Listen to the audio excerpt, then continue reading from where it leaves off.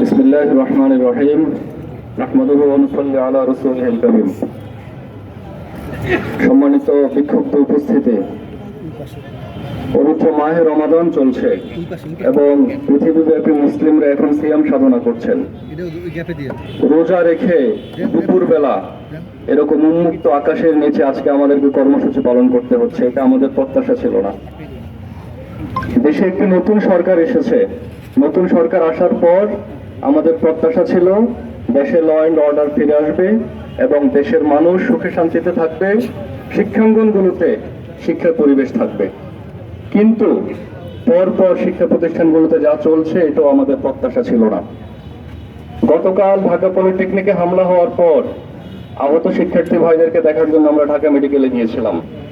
যেরকম ধারালো অস্ত্র দিয়ে তাদেরকে আঘাত করা হয়েছে, এই অস্ত্রগুলো শিক্ষা প্রতিষ্ঠানে থাকার কথা ছিল না। বারবার ছাত্র শিবিরের পক্ষ থেকে প্রশাসনকে বলা হয়েছে কোথায় অস্ত্র আছে, কিন্তু প্রশাসন এই অস্ত্রগুলো উদ্ধার করার জন্য যথেষ্ট পদক্ষেপ নেয় নাই। সেই নির্বাচনের আগে থেকে এই অস্ত্রগুলো ছিল, কিন্তু প্রশাসনের নীরবতার কারণে, বলা চলে প্রশাসনের প্রশ্রয়ে এখানে এরকম অস্ত্রের মজুদ হতে পেরেছে। এরকম ধারালো অস্ত্র দিয়ে শিক্ষার্থীরা আঘাতপ্রাপ্ত হতে হয়েছে।